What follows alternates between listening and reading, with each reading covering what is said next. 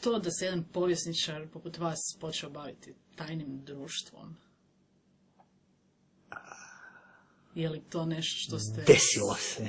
To je iskreno najbolje. Najiskrenije što mogu reći, doslovno desilo se.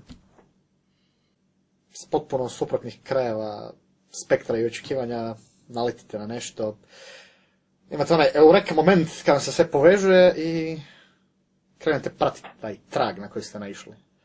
Znam da zvuči ko klasična priča neko ko vjeruje u teorije zavere, ok, ali ja imam konkretne tragove.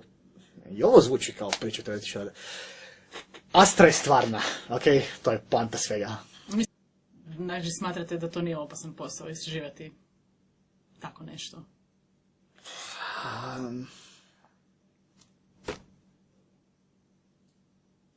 Iskreno, moguće da je, ali pošto već neko vrijeme čačkam, ako se tako nazvat, a još uvijek mi se ništa nije desilo, a računam da im ili ne smeta, ili još nisu shvatili što radim. Ali nisam stekao dojam da bi bilo po život opasno, evo se tako nazvati.